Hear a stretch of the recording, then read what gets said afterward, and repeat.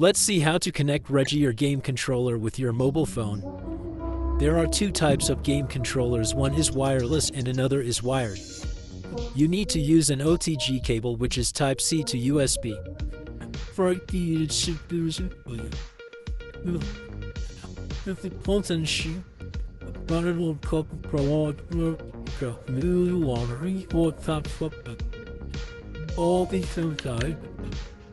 Sin som kopi jo kom du kom på bare ikke en jule sin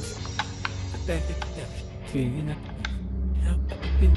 vi får for show good being on top 3 challenge ikke keep being oh you but gobble you know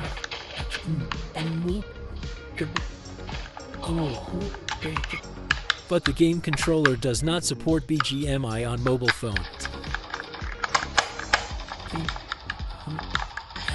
Attack the mark.